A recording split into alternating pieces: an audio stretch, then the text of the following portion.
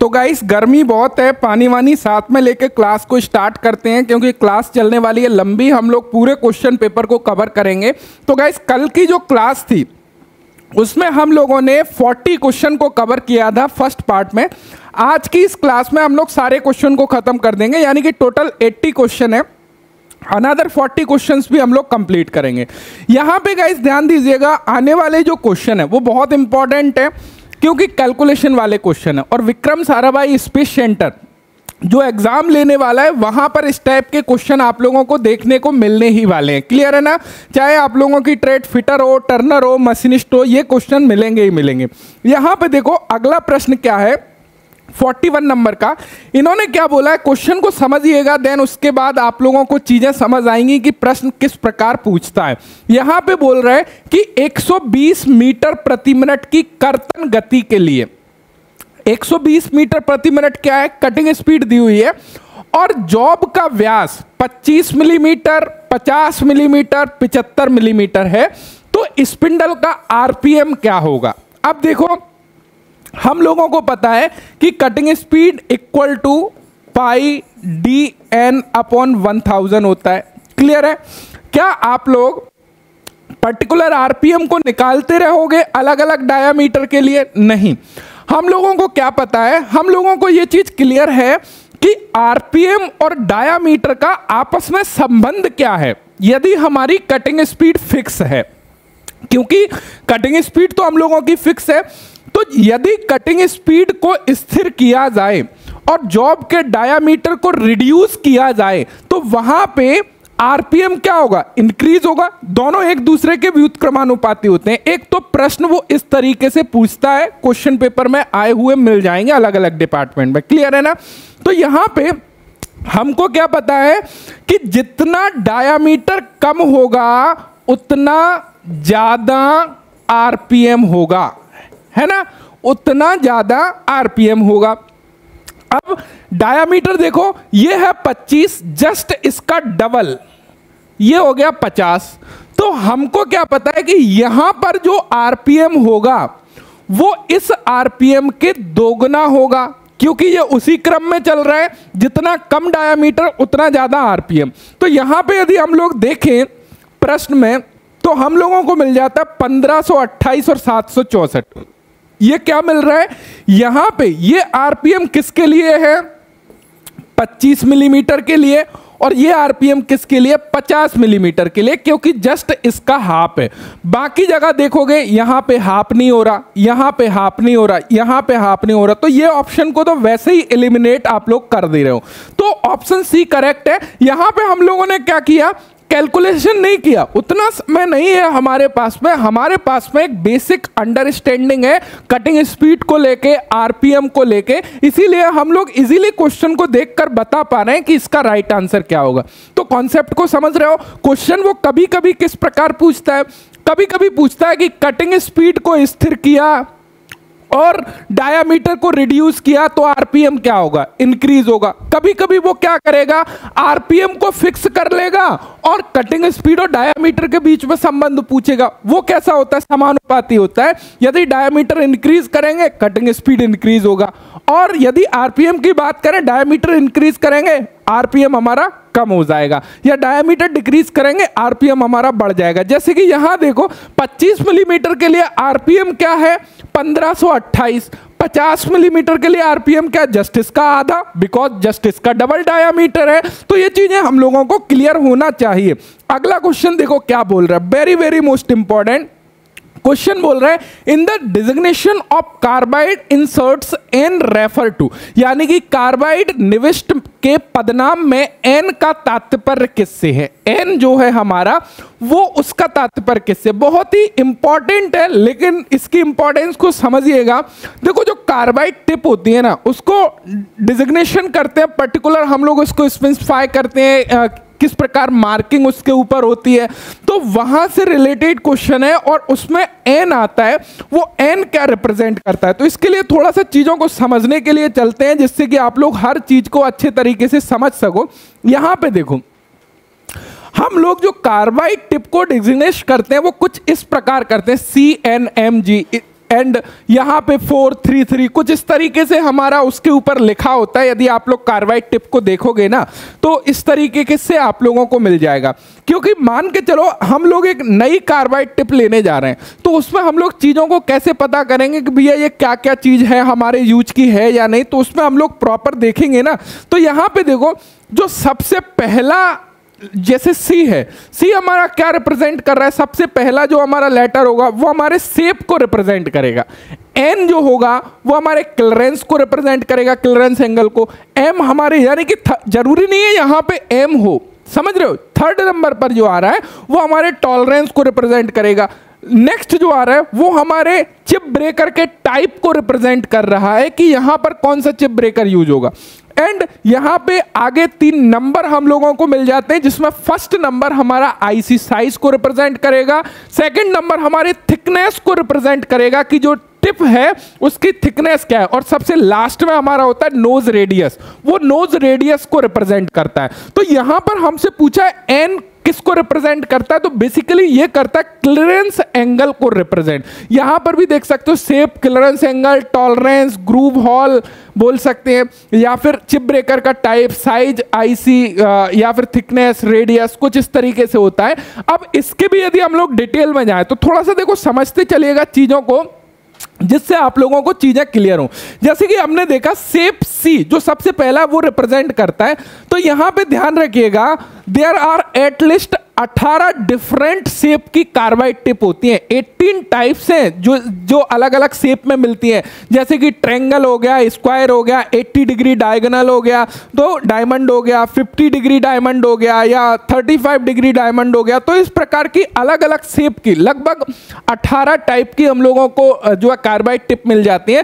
तो उसके लिए हम लोग सी ही यूज नहीं करेंगे, उसके लिए अलग अलग, जैसे उसके डेजिग्नेशन के लिए टी हमारा ट्रायंगल को रिप्रेजेंट करेगा, लेकिन ये टी कहां पर आना चाहिए, ये टी आना चाहिए हमारे स्टार्टिंग में। ये टी कहां आना चाहिए, स्टार्टिंग में। एस यदि यहां पर सी की जगह एस होगा तो बेसिकली जो फर्स्ट है वो हमारे शेप को रिप्रेजेंट कर रहा है, आपको केवल इतना पता होना चाहिए। उसके अलावा यहां पे जो कॉमन शेप के कोड दिए गए हैं, तो ये कोड जो है, ये डिजिग्नेशन जो है, इसके माध्यम से हम समझ जाते हैं कि हमारी जो टिप है उसका शेप क्या है। तो ये चीज समझ में आ रही है। दूसरा हम लोगों ने क्या देखा था गाइस, दूसरा हम लोगों ने देखा क्लियरेंस एंगल। तो जो क्लियरेंस एंगल है यहां पे देखो एन, ए, बी, सी, पी, तो इस प्रकार है। तो यहां पे एन में 0 डिग्री है, ए में 3 डिग्री है, बी में 5 डिग्री है। तो इस प्रकार जो है हमारे कॉमन क्लियरेंस एंगल कुछ इस प्रकार है। इसी प्रकार हमने देखा जो थर्ड नंबर पर हमारा आ रहा था वो टॉलरेंस को रिप्रेजेंट कर रहा था, जिसमें एम, जी, ई के जो थर्ड नंबर पे वो हमारे कुछ इस प्रकार रिप्रेजेंट करेगा। उसके अलावा हमने देखा जी, जी यहाँ पे हम लोगों का किसको, चिप ब्रेकर के टाइप को रिप्रेजेंट कर रहा था, जैसे कि हमारा सिलिंड्रिकल है, 40, 60 डिग्री डबल सी सिंक है। तो इस प्रकार जो है ये रहते हैं। तो इसमें बेसिकली हम लोगों को क्या है, इसका पूरा डिजिग्नेशन जो है क्लियर होना चाहिए। अब यहाँ पे जो हम लोगों ने देखा, नेक्स्ट यदि देखें तो आगे इसी प्रकार से हमने देखा कि 4 नंबर हमारा क्या, साइज को रिप्रेजेंट कर रहा था। इसी प्रकार यहाँ पे आगे वाला हमारा किस किस को रिप्रेजेंट कर रहा है। तो वो चीजें आप लोगों को यहाँ पे जो है कहीं ना कहीं क्लियर होना चाहिए। अब देखो यहाँ पे जो क्वेश्चन आया है, क्वेश्चन थोड़ा सा समझिएगा गाइस। क्वेश्चन आया है, क्वेश्चन में हम लोगों से क्या बोल रहा है कि एन क्या रिप्रेजेंट कर रहा है। क्वेश्चन में क्या बोला कि एन क्या रिप्रेजेंट कर रहा है। तो एन में हम लोगों ने बेसिकली देखा कि वो कहीं ना कहीं क्लियरेंस एंगल को रिप्रेजेंट करता है। लेकिन यहां पे देखो बेसिक शेप मिल जाता है। तो बेसिक शेप स्टार्टिंग में जो सी है वो रिप्रेजेंट करता है, या फिर टॉलरेंस क्लास है, नोज रेडियस है, क्लास ऑफ चिप ब्रेकर है। तो यदि हम लोग इसके डिटेल्स में जब गए तो यहां से अकॉर्डिंग टू ऑप्शन तो हम लोगों को मिल नहीं रहा है चीजें, अकॉर्डिंग टू ऑप्शन हम लोगों को प्रॉपर चीजें यहां पे नहीं मिल रही हैं, क्योंकि एन जो है वो कहीं ना कहीं क्लियरेंस एंगल को रिप्रेजेंट करता है।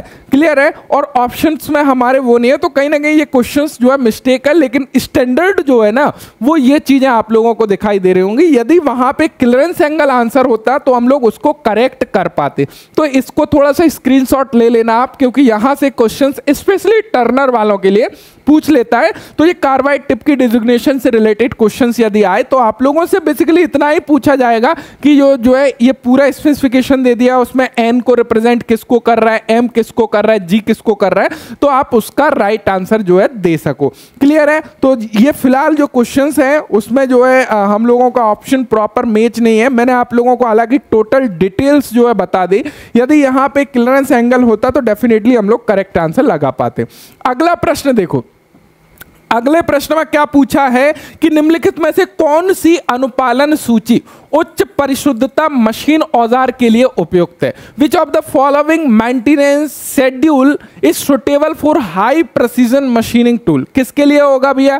Preventive maintenance is the very very most important. Clear है ना? क्योंकि वो हमारी हाई जो भी हमारी प्रिसीजन मशीन है या फिर ब्रेकडाउन होने से बचाने के लिए इस प्रकार के मेंटेनेंस को हम लोग करते हैं।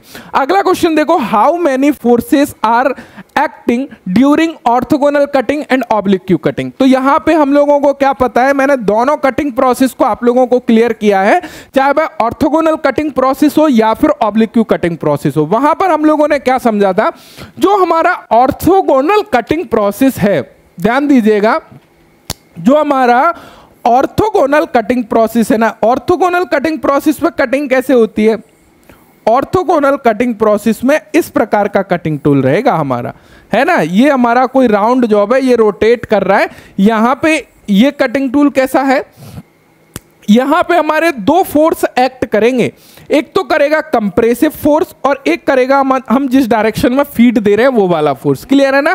तो एक, क्योंकि वर्कपीस घूमेगा, फेस के ऊपर दबाव डालेगा, फीड देंगे, वो फोर्स हमारा हो गया। समझ रहे हो? तो दो फोर्स एक्ट करते हैं बेसिकली, क्योंकि यहां पर जो शोल्डर है ना वो 90 डिग्री का शोल्डर, स्क्वायर शोल्डर बनता है, लेकिन ऑब्लिक क्यू कटिंग प्रोसेस में क्या होता है, वो एंगल में कटिंग करता है, यानी कि वहां पे जो शोल्डर बनेगा वो एंगुलर शोल्डर बनेगा, तो वहां पे एक और फोर्स ऐड हो जाता है, एंगुलर फोर्स।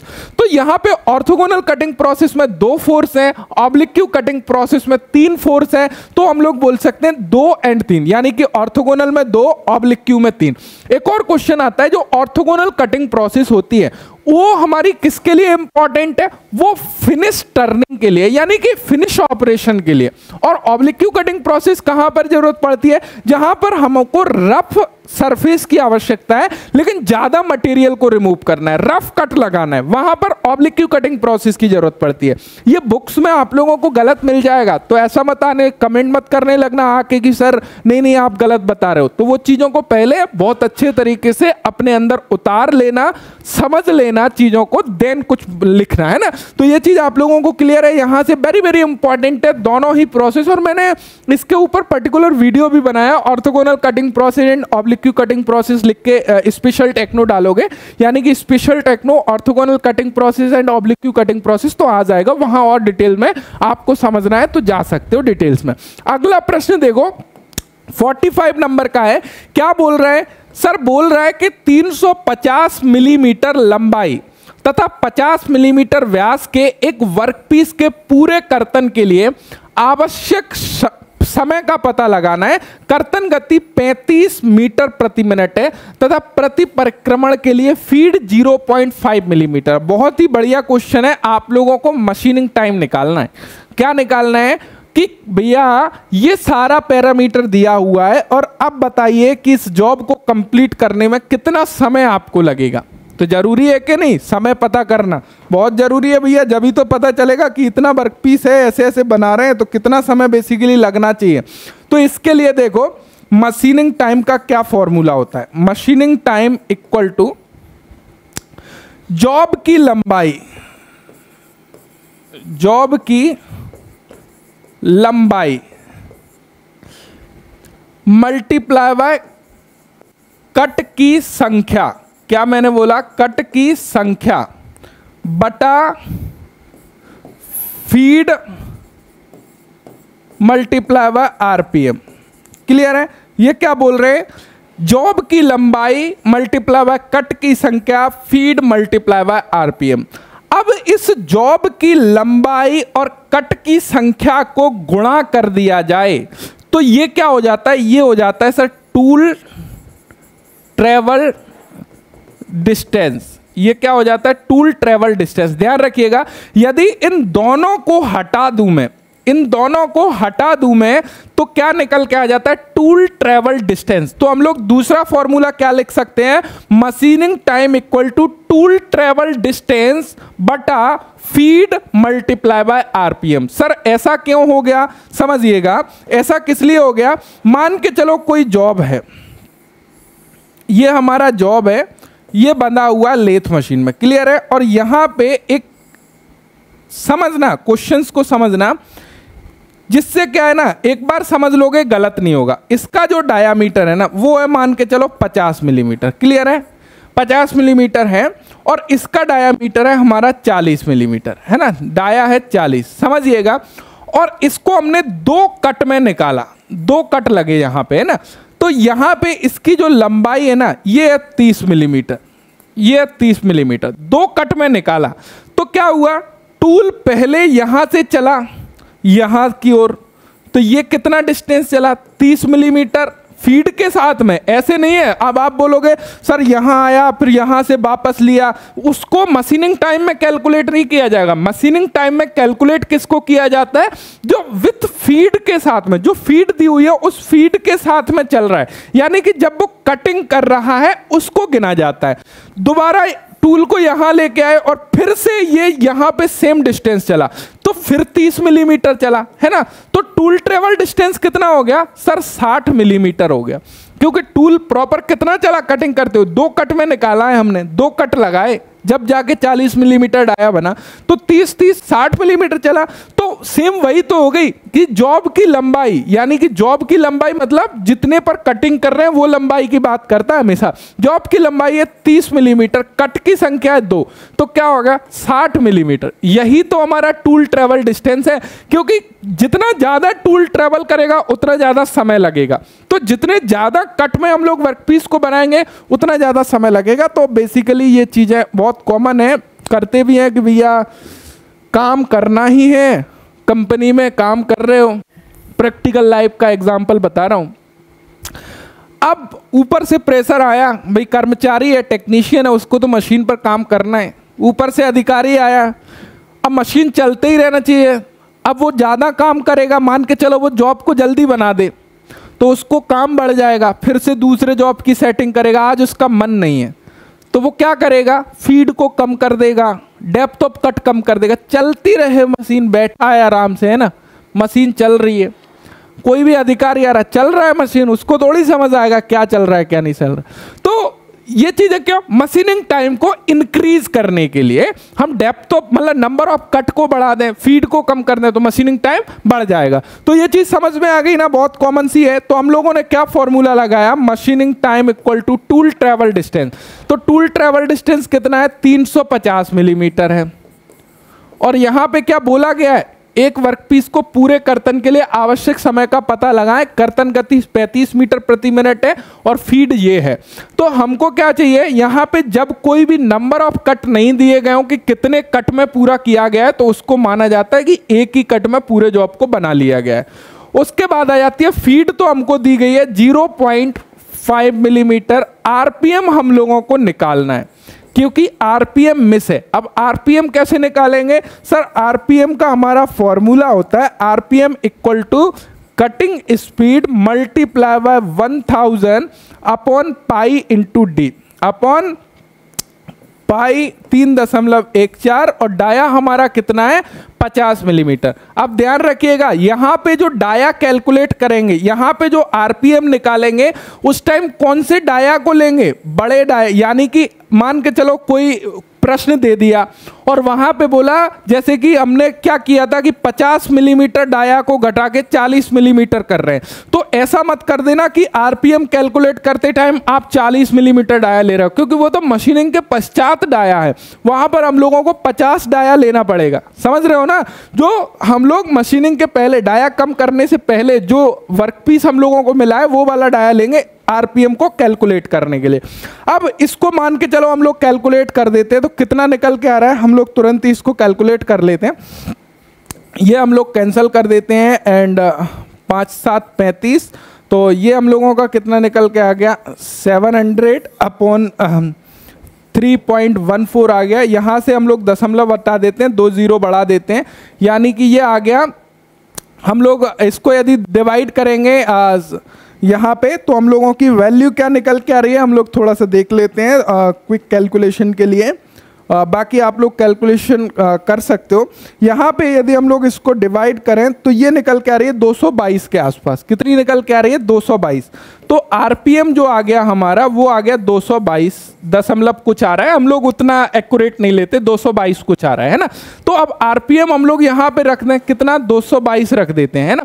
तो अब इसको देखो कैलकुलेट करें, यहाँ से हम लोग दशमलव रिमूव करके यहाँ पे बढ़ा देते हैं, 5 7 35। तो ये अगेन हमारा 700 अपॉन 222। तो ये हम लोगों का कितना मिनट निकल के आएगा? यदि यहाँ पे देखें तो 700 अपॉन 222, ये लगभग हम लोगों का निकल के आ रहा है 3.15 निकल के आ रहा है। तो यहाँ पे हम लोगों को मिल जाता है, क्योंकि ऐसे ही देखोगे ये कितना 3.15 निकल के आ रहा है, तो ये 14 हम लोगों को मिल जाता है। तो 3.14 मिनट का समय लगेगा ये सारे प्रोसेस में, है ना। तो डी ऑप्शन आप लोगों का करेक्ट है। तो सिंपल कैलकुलेशन है, कुछ नहीं है, सारी चीजें मैंने बता दी हैं। तो ये चीज आप लोगों को क्लियर है। मशीनिंग टाइम से क्वेश्चंस पूछ सकता है, घुमा सकता है, कैसे भी घुमाए, आपको घूमना नहीं है, आपको उसको घुमा देना है। क्लियर है। अगला प्रश्न देखो क्या बोल रहे हैं।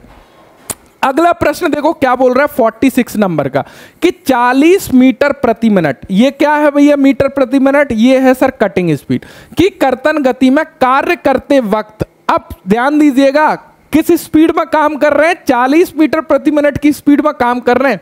और काम करते वक्त लेथ टूल की जो आयु है वो है 400 मिनट। क्या है? 400 मिनट की आयु है।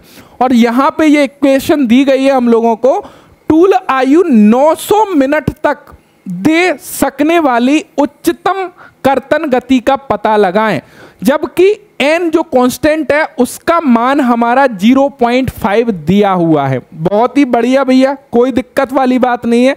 यहां पे क्या बोल रहा है? ये बोल रहा है टूल लाइफ, टूल लाइफ के बारे में, यानी कि औजार का जीवन काल। किसके बारे में बात कर रहा है?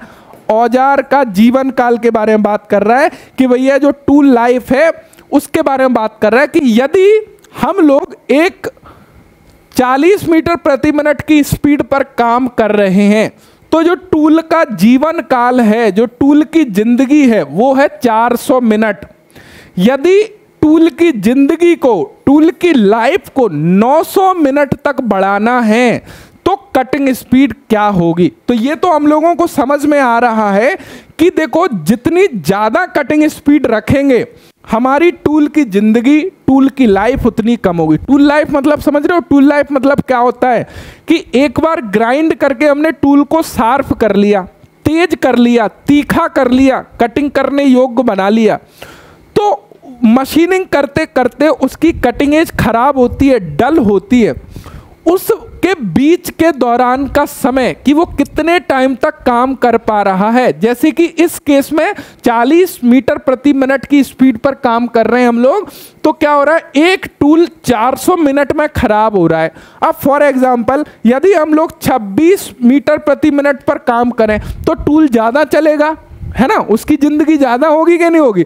अब वो एग्जैक्ट पूछ रहा है कि हमको उस टूल की जिंदगी को 900 मिनट तक चलाना है, उसकी टूल लाइफ 900 मिनट करना है, उसके लिए कटिंग स्पीड को कैलकुलेट करना है। तो यहां पे इक्वेशन दी हुई है हम लोगों को, क्या दी हुई है?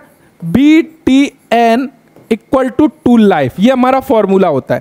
तो यहां पे दोनों टूल लाइफ सेम है, तो क्या हम लोग इसको ऐसे लिख ले, V1 T1 N equal to B2 T2 N। Clear है?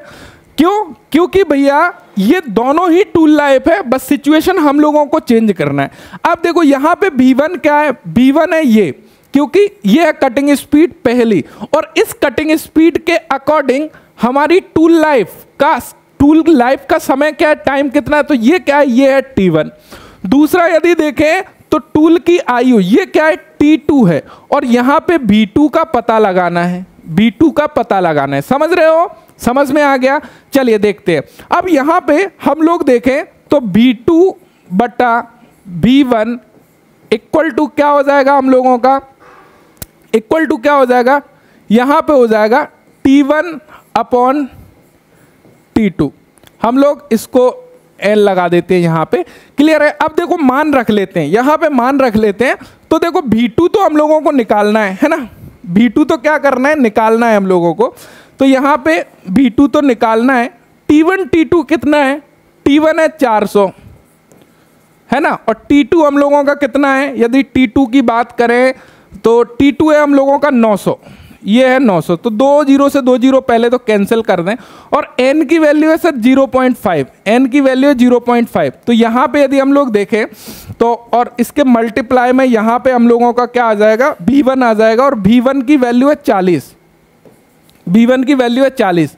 तो यदि हम लोग V2 को यहाँ से देखें 0.5 घात लगी हुई है, तो इसको लिखें 2 और इसको लिखें 3 और मल्टीप्लाई करें 40। तो कोई दिक्कत है, कोई दिक्कत नहीं है, कहीं से कहीं तक दिक्कत नहीं है।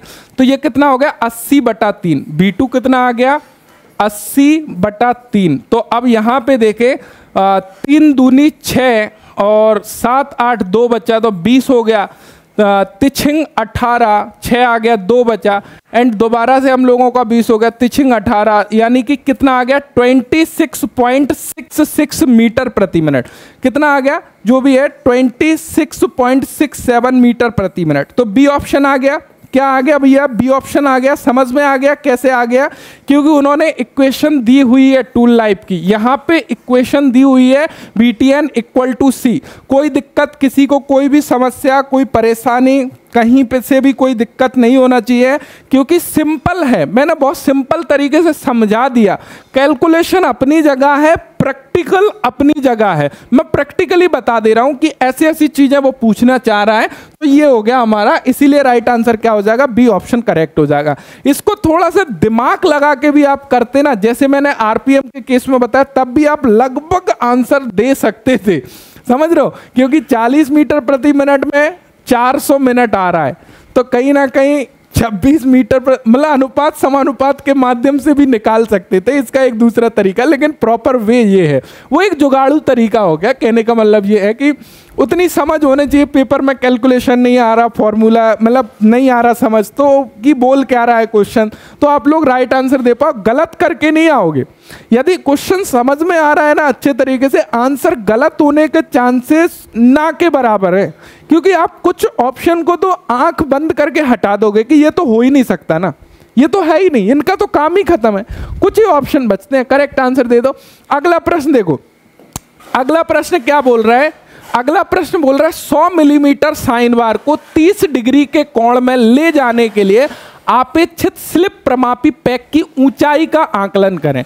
Calculate the height of the slip gauge pack required to raise in 100 millimetre sine bar to an angle of 30 degree. तो हमको क्या पता है, हमको ये पता है कि ये है हमारे स्लिप गेज की हाइट, क्लियर है, ये है हम लोगों के स्लिप गेज की हाइट, और यहाँ पे स्लिप गेज की हाइट है, ये जो है कुछ इस तरीके से हम लोगों का एंगल बन गया, और ये है साइन बार की लंबाई, है ना। तो मान लेते हैं इसको ABC, इस तरीके से मान लेते हैं। ये हो गया हाइट, AB हाइट हो गया। तो यहाँ पे साइन थीटा बराबर क्या हो जाएगा, लंब बटा कर्ण। तो AB/AC है ना, AC कर्ण है। AC कर्ण किसको रिप्रेजेंट करता है, ये साइन बार की लंबाई होती है, साइन बार लेंथ, ये साइन बार की लेंथ होती है कर्ण, और ये क्या होती है, स्लिप गेज की हाइट जो लंब को रिप्रेजेंट करती है। कितना है, साइन 30 डिग्री दे रहा है, और यहाँ पे AB हम लोगों को फाइंड आउट करना है, और AC की वैल्यू कितनी दी हुई है सर, 100 मिलीमीटर दी हुई है ना। तो AB = क्या हो जाएगा, साइन 30 का मान कितना होता है, 1/2 होता है। तो यहाँ पे 100/2 यानी कि 50।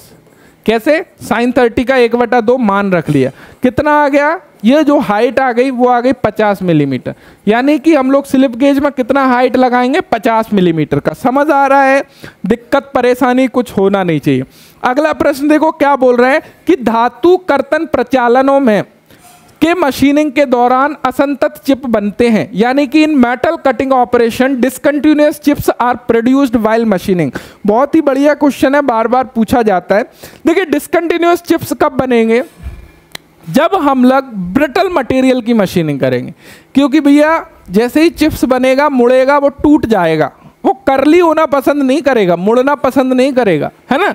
तो वही चीज है तो हम लोग क्या बता रहे थे, तो ब्रिटल मटेरियल की मशीनिंग करते टाइम हमारी डिसकंटिन्यूअस चिप्स निकलती है, और डक्टाइल मटेरियल एवं सॉफ्ट मटेरियल की मशीनिंग करते टाइम हम लोगों की कंटिन्यूअस चिप्स बनती है, घुघराली चिप्स बनती है।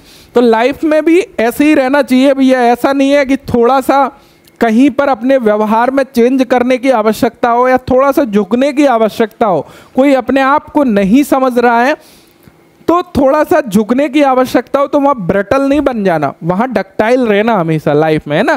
तो खुद ही चीज़ों को समझ लेना कि हाँ ये सिचुएशन के हिसाब से मेरी कंडीशन ये है तो मैं ही ऐसा ढल जाऊँ। तो लाइफ में भी हम लोगों को उस तरीके से रहना चाहिए, इतना भंगुर ना होना चाहिए, इतना कड़क ना बनना चाहिए कि टूटना पसंद है, जहाँ खुद को पता है कि थोड़ी सी गुस्सा से बहुत प्रॉब्लम हो सकती है ना, तो वो चीज़ें नहीं करना चाहिए। ये लाइफ में भी हम लोगों की अप्लाई होती है। अगला प्रश्न है 49 नंबर का, और बहुत ही बढ़िया बोर्ड मास से रिलेटेड है। क्या है? बोर्ड मास से रिलेटेड है। अब बोर्ड मास का नियम क्या है? बोर्ड मास का नियम क्या है, मैं आपको एक बहुत ही बढ़िया तरीके से बता देता हूं जिससे कभी आप लोग भूलो नहीं। बोर्ड मास का नियम कहता है कि का करके पुन भाग कर फिर गुण ले ये सुजान, तापा छे धन ऋण करे यही भिन्न रित जान। कबीरा दोहाल की तरह बना दिया। तो कैसे, क्या बोल रहा है कि का करके पुन भाग कर फिर गुण ले सुजान। का करके पुन भाग कर, का मतलब क्या है? ऑफ। का मतलब क्या है? ऑफ। का करके पुन भाग कर, का करने के बाद में पहले इसको सॉल्व करना है फिर भाग करना है। का करके पुन भाग कर फिर गुण ले सुजान, यानी कि फिर करना है गुणा, ता पाछे उसके बाद में धन ऋण करे और यही भिन्न रीत जान। इस तरीके से आप सॉल्व करोगे तो यही है बोर्ड मास का नियम। आंसर गलत नहीं आएगा, सही आएगा। चलो करके देखते हैं। तो क्या बोल रहे हैं? 6 चौक 24, इसको यहीं पे करें। 6 चौक 24, 25, 26, 27, तो ये कितना आ गया? 27 अपॉन 4। भाग तो हम लोगों को करना नहीं है। उसके बाद में ये आ गया हमारा ब्रैकेट, इसके यहाँ पे आ गया 1/2। अब सबसे पहले इसी को करना है ना हम लोगों को सॉल्व। का करके पुन भाग, 3 एकम 3, 4/3 मल्टीप्लाई बाय 4/3। तो सबसे पहले इसी को सॉल्व करेंगे हम लोग, है ना। उसके बाद में हम लोग आगे का लिख लेते हैं। तो ये कितना हो गया? 4 दूनी 8, 9/2, है ना। तो सबसे पहले 27/4 ऐसा कैसा होगा? भाग हमारा ऐसा कैसा है? 4 एकम 4 एंड 3 दूनी 6, या यहाँ से हम लोग काट दे इसको, तो 2/3 आ गया। अब मैंने क्या बताया था? अब यहाँ पे देखो क्या किया मैंने, सबसे पहले का करके पुन भाग कर। अब मैं यहाँ पे इसको इससे गुणा नहीं करूंगा, नहीं तो गलत हो जाएगा नियम के अकॉर्डिंग, नियम के अकॉर्डिंग गलत हो जाएगा। का करके पुन भाग कर, अब मैं भाग करूंगा।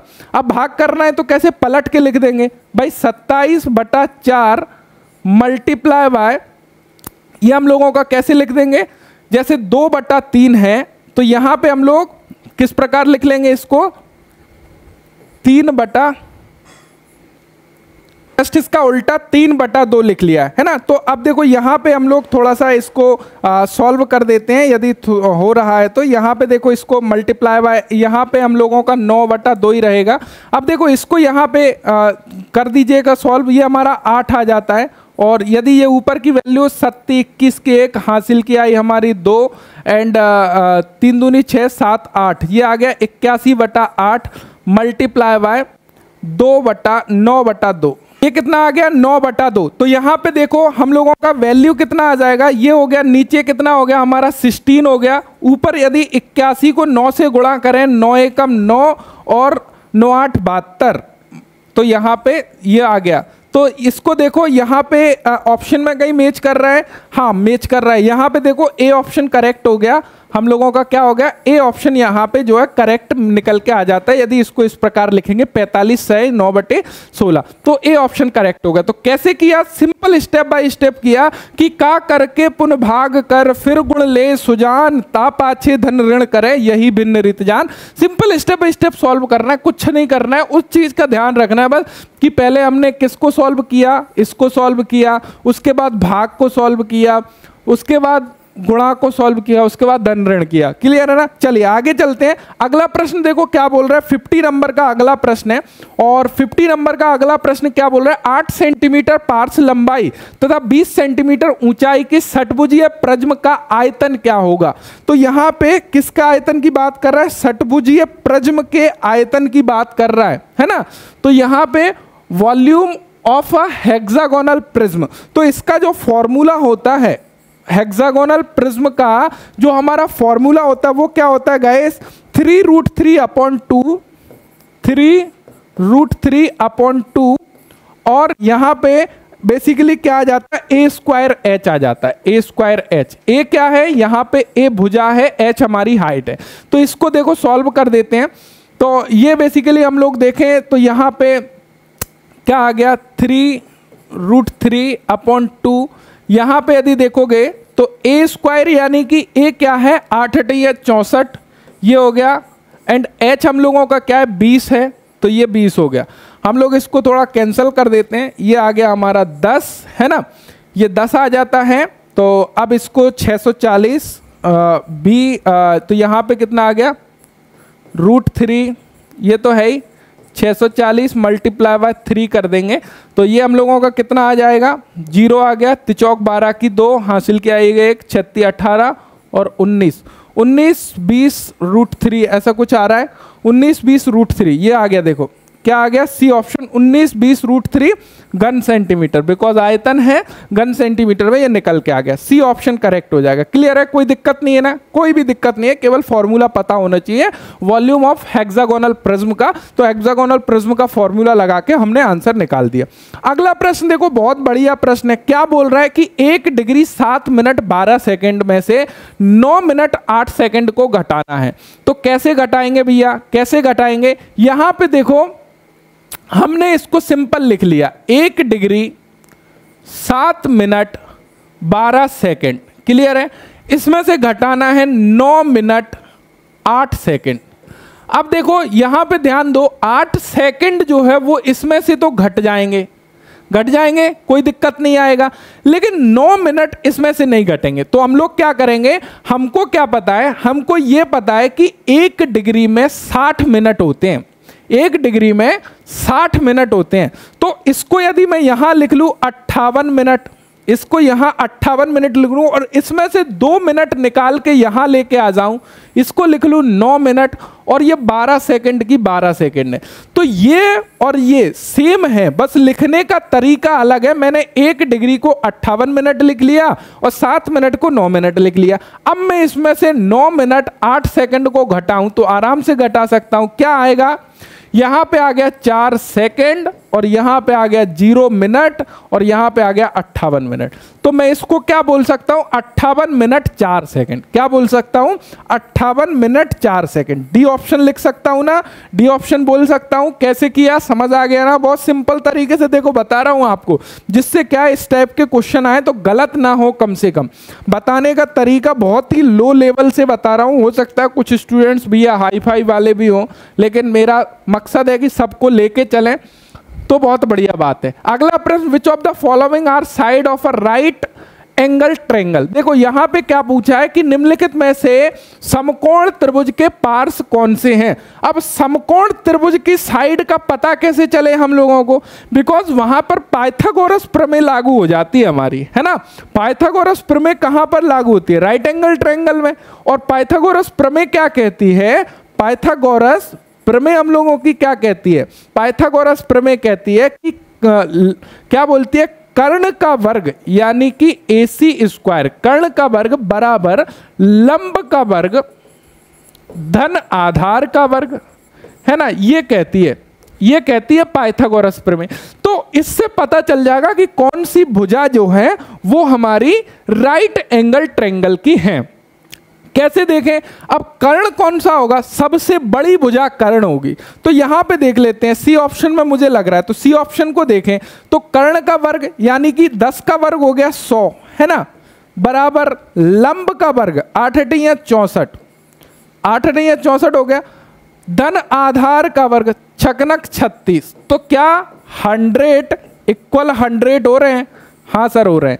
तो लागू हो गया ना, लागू हो गया, सी ऑप्शन करेक्ट है। दूसरे में लागू करके देखते हैं, जैसे यहां देखें 5 25 इक्वल टू 4 चौक 16 और 2 दूनी 4, तो क्या 25 बराबर 20 आ रहा है? सर लागू नहीं हुआ, तो ये ऑप्शन नहीं है, ये ऑप्शन नहीं है, ये ऑप्शन करेक्ट होगा, तो लागू करके देख लेंगे, है ना, सिंपल है ना, तो सी ऑप्शन करेक्ट हो जाएगा।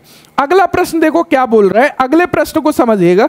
अगला प्रश्न देखो 53 नंबर का क्या बोल रहा है कि एक कार ने 6 घंटे में, क्या बोल रहा है, एक कार है वो 6 घंटे में 270 किलोमीटर की दूरी तय की। यदि कार समान गति से चलती है तो कुल 450 किलोमीटर की दूरी तय करने में और कितना समय लगेगा भैया, ये पूछा है। तो हमको क्या पता है? हमको पता है sir speed equal to distance upon time होता है ना, चाल बराबर दूरी बटा समय होता है। क्या बोल रहा है? कार ने 6 घंटे में 270 किलोमीटर की दूरी तय की, तो दूरी कितनी तय की? सर 270 किलोमीटर की। कितने में तय की? सर 6 घंटे में। सर स्पीड कितनी निकल के आई हम लोगों की? स्पीड निकल के आई हमारी, कितनी निकल के आई? क्या निकल के आ रहा है? 36 18, तो यहाँ पे 3 दूनी 6 आ गया, एंड यहाँ पे यदि देखोगे 3 21 3 24 3 9 27, 90/2 एंड 45, क्या निकल के आ गया? 45 किलोमीटर पर आवर की स्पीड से गाड़ी चल रही है। अब बोल रहा है तो कुल 450 किलोमीटर की दूरी तय करने में कितना समय लगेगा? तो हमारे पास में स्पीड है, हम लोगों को क्या पता है? सर स्पीड बराबर डिस्टेंस अपॉन टाइम होता है। अब स्पीड हमारे पास में है सर 45 किलोमीटर पर आवर की, डिस्टेंस भी है हमारे पास में 450। सर टाइम निकालना है, निकाल लोगे? हाँ सर टाइम निकाल लेंगे, 10 मिनट आ रहा है, क्या आ रहा है? 10 घंटे आ रहा है ना, 10 आवर आ रहा है। लेकिन 10 आवर कौन सा समय आ रहा है? टोटल 450 किलोमीटर की दूरी तय करने का समय आ रहा है। लेकिन वो बोल रहा है कि 6 घंटे तो ऑलरेडी वो 270 किलोमीटर चल चुकी है, तो और कितना समय लगेगा? तो और कितना समय लगेगा इन द सेंस 10 घंटे में से यदि 6 घंटे माइनस कर दे, 6 घंटे तो ऑलरेडी चल चुकी है ना, तो 10 में से यदि 6 माइनस करें तो 4 घंटे का समय आ रहा है कि नहीं आ रहा? तो हम लोगों का आंसर क्या होगा सर? 4 घंटे इज द राइट आंसर। कितना समय लगेगा? और कितना समय लगेगा? 4 घंटे का समय और लगेगा। अब देखो नेक्स्ट क्वेश्चन है 54 नंबर का कि एक एथलीट 300 मीटर 54 सेकंड में दौड़ता है, उसकी गति कितनी होगी? तो यहाँ पे तो हम लोगों को सिंपल पता है कि चाल बराबर दूरी बटा समय। दूरी कितना है भैया? 300 मीटर है, समय कितना लग रहा है? 54 सेकंड का लग रहा है। सर ये आ रहा है मीटर पर सेकंड में, ऑप्शन है किलोमीटर पर आवर में। तो हम लोगों को मीटर पर सेकंड को किलोमीटर पर आवर में कन्वर्ट करना है, तो हम क्या करेंगे? यहाँ पे करेंगे गाइस 18/5 से गुणा, है ना, 18 × 54 एंड यहाँ पे आ गया 100 और यहाँ पे आ गया 20। तो कितना निकल के आया? स्पीड निकल के आई 20 किलोमीटर पर आवर, है ना। तो यहाँ पे ऑप्शन बी हमारा करेक्ट हो जाएगा। क्लियर है? कोई दिक्कत? कोई दिक्कत नहीं होना चाहिए। अगला question, number of grade for fundamental tolerance are.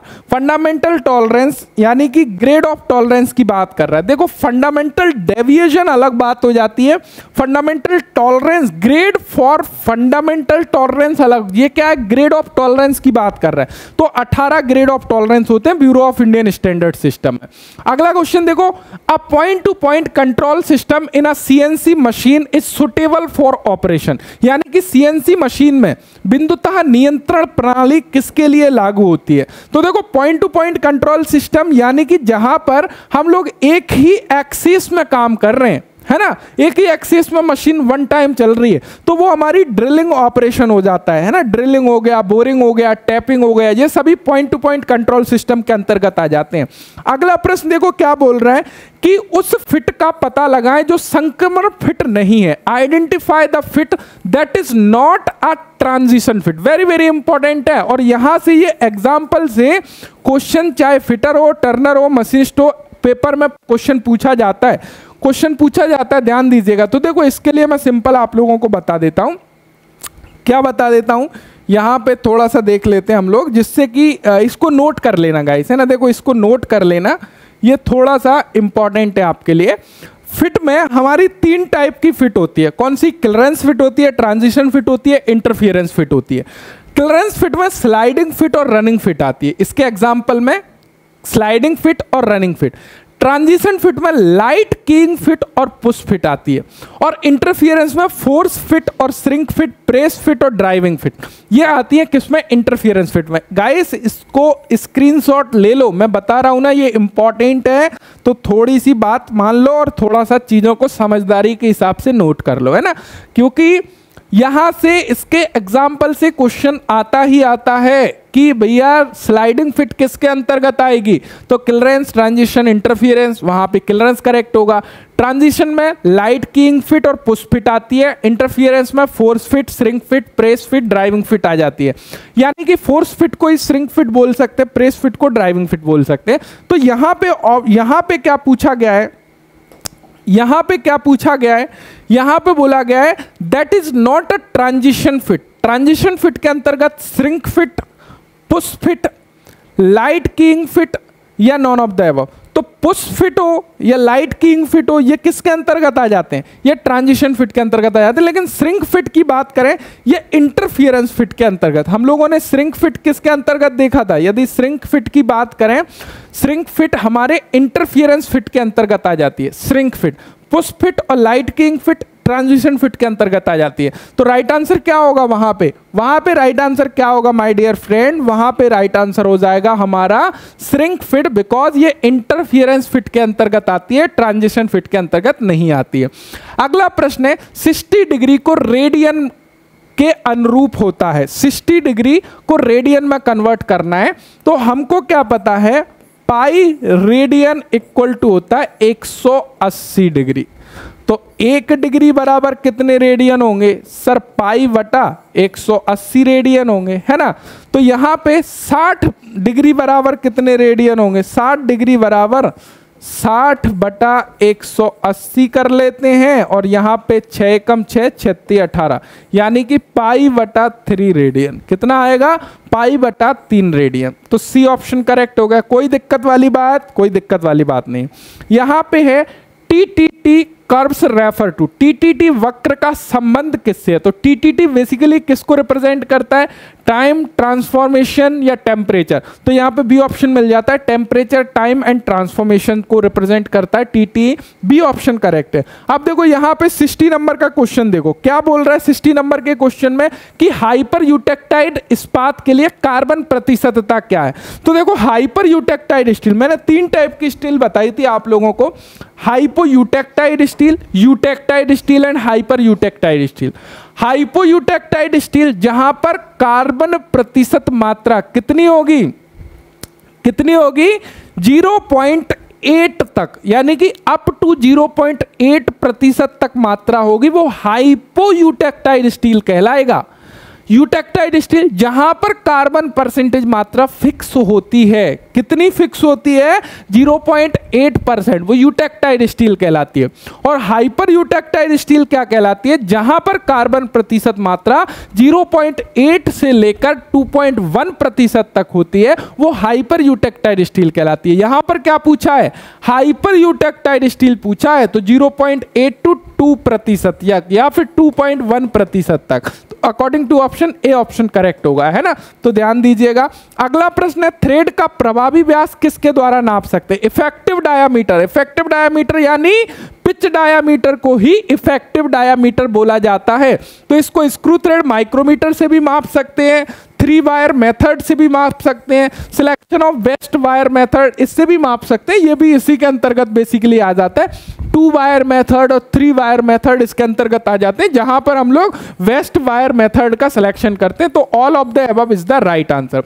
अगला प्रश्न देखो क्या बोल रहा है, माइक्रोन में N1 ग्रेड की रुक्षता यानी कि RA मान क्या होगा। तो हमको पता है, क्या पता है कि सर N12 से लेके N1 तक 12 ग्रेड में रिप्रेजेंट किया है, और N12 की जो वैल्यू होती है ना वो होती है 50 माइक्रोन। इसको 2 से डिवाइड करते जाओ, नीचे का निकल आएगा, जैसे कि N11 का 25, N10 का हमारा 12.5, तो इस प्रकार तो वो वैल्यू निकल के आ जाती है 0.025। अगला प्रश्न देखो क्या बोल रहा है, अगले प्रश्न में 63 में क्या बोला है कि विविध पुर्जों को प्राप्त करने हेतु पदार्थ के प्रकार का मिलान करें, यानी कि match the type of material for realising various part, यानी कि किस पार्ट को किस मटेरियल से बेसिकली बनाया जाता है, ये इसके बारे में पूछ रहा है। देखो क्या है, यहाँ पे जो जो पता है उसको देख लो, उसके बाद में आ जाएगा हम लोगों का।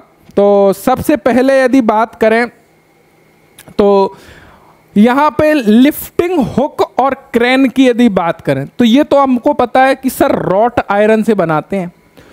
बेड की बात करें, हाई परिशुद्ध बेड या फिर यहाँ पर कंप्रेसिव लोड लगता हो वो ग्रे कास्ट आयरन से बना लेते हैं, है ना। अब यहाँ पे यदि इसकी बॉडी की बात करें, ये थर्मोप्लास्टिक से बनाते हैं। डीजल इंजन पिस्टन हम लोग एल्यूमिनियम अलॉय से बनाते हैं। तो क्या निकल के आ गया, बेसिकली निकल के आ गया जो ए है उसका है डी, और जो बी है ना उसका हमारा क्या है सी, और जो हम लोगों का सी है ना उसका क्या निकल के आ गया, उसका निकल के आ गया बी, है ना, और डी है उसका निकल के आ गया ए। तो यहां पे देख लेते हैं कौन सा ऑप्शन मैच कर रहा है, ए का डी, बी का सी, ये ऑप्शन मैच कर रहा है, सी ऑप्शन मैच कर गया है ना, तो सी ऑप्शन करेक्ट हो गया। चलिए आगे चलते हैं। नेक्स्ट यदि देखें तो फिनाइल, यहाँ पे बोला गया फिनाइल फॉर्मल्डिहाइड को भी कहा जाता है, तो इसको एक्चुअल में फिनॉल भी हम लोग बोलते हैं, जो नॉर्मल भाषा में फिनॉल बोला जाता है। अगला प्रश्न देखो 65 का कि मोनल धातु में कौन सा दूसरा मुख्य मिश्रक तत्व है।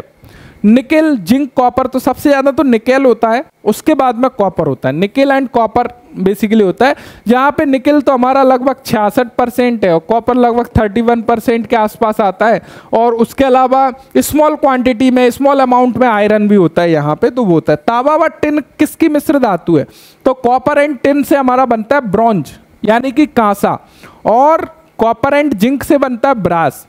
नेक्स्ट है curve width is a term associated with, यानी कि जो कर्व विड्थ, कर्व की चौड़ाई, वो हमारा लेजर कटिंग में जो विड्थ होती है उसके बारे में बात कर रहा है, ये ऑप्शन करेक्ट होगा। एल्यूमिनियम मिश्र धातु का यंग मॉड्यूल के बारे में बोला गया है कि young module of aluminium alloy is, तो इसका एल्यूमिनियम अलॉय का जो यंग मॉड्यूल है आई थिंक वो 70 GPa रहता है। कितना, 70 GPa। अब देखो गाइस अगला क्वेश्चन है 69 का कि छिद्रों के लिए फिट का विनिर्देशन करने के लिए सामान्यतः प्रयुक्त भारतीय मानक कौन सा है। तो जैसा मैंने कार्बाइड वाले में बताया ना कि ये सेम कहाँ से निमीक से दे रहा है कि IS स्टैंडर्ड, अब इसका क्या यूज है क्या नहीं है वो तो इसरो वाले ही समझे या पेपर बनाया वही समझे, लेकिन इसका बताइए कौन सा IS स्टैंडर्ड है, इसको कमेंट में बताना भाई, देखना पड़ेगा, सर्च करना पड़ेगा, मुझे भी क्लियर नहीं है। जहाँ तक 2710 है आई थिंक, तो वो तो देखना पड़ेगा प्रॉपर, तो इसको थोड़ा सा देख के कमेंट कर देना है ना। यदि देखना कहाँ है ये भी मैं बता दूं, आपकी जो निमी बुक है ना, निमी बुक है ना उसमें मिल जाएगा ये, है ना, जहाँ पे लिमिट फिट टॉलरेंस स्टार्ट होगा वहाँ पे लिखा होगा इतने इतने IS के अनुसार ये चीज़ें हैं, तो वो समझ जाना। क्योंकि देखो यहाँ पे ये सब चीज़ का कोई यूज नहीं है, लेकिन क्या करोगे भैया, पेपर की तैयारी तो करना है ना, जब यही पूछेगा तो यही पढ़ना पड़ेगा, और क्या उपाय है। अगला प्रश्न, the point angle on drill depend on, point angle किसके ऊपर डिपेंड करता है ड्रिल का, the material of the work, the type of machine, the size of drill, या फिर RPM, किसके ऊपर, the material of the work, कौन से मटेरियल में हम लोग ड्रिलिंग कर रहे हैं उसके ऊपर डिपेंड करता है। अगला क्वेश्चन है एक छिद्र के अंत छोर के वेवलिंग की प्रक्रिया को क्या कहते हैं। हम लोगों ने डिस्कस किया था किसी हॉल के एंड को वेवल्ड कर दिया जाए तो वो क्या कहलाता है, वो काउंटर सिंकिंग कहलाता है, तो बी ऑप्शन करेक्ट होगा।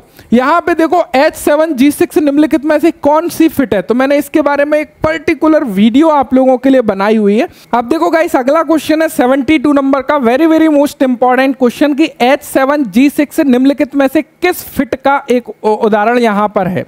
अब इसका मैंने आप लोगों को क्या बताया कि H7G6 आप सभी को पता है कि क्लियरेंस फिट होती है, लेकिन यहां पर भी घुमा दिया, जिनको डीप में नहीं पता होगा वो यहां पे भी फंस जाएंगे।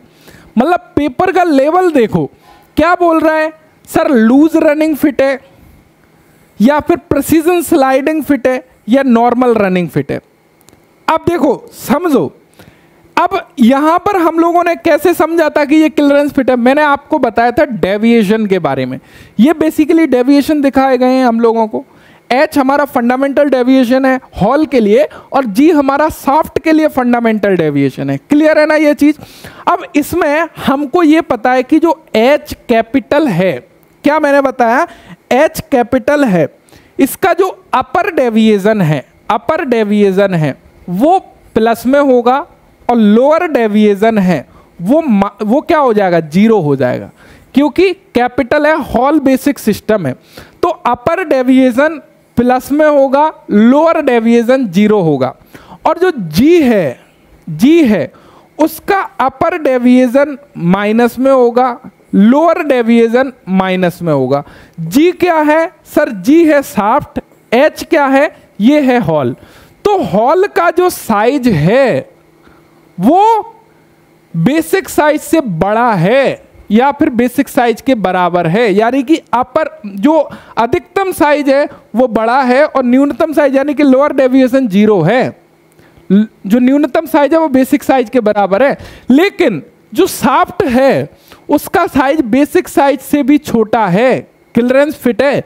तो यहां पे कौन सी क्लियरेंस फिट होगी, लूज रनिंग फिट की तरफ जाना पड़ेगा। किसके तरफ जाना पड़ेगा, लूज रनिंग। इसको एग्जांपल समझो, जैसे कि बेसिक साइज है 25 मिलीमीटर, बेसिक साइज है हमारा 25 मिलीमीटर, तो प्रोबेबिलिटी क्या है, हॉल का साइज क्या हो सकता है, 25 से लेके 25.02 तक, एग्जाम्पल के तहत।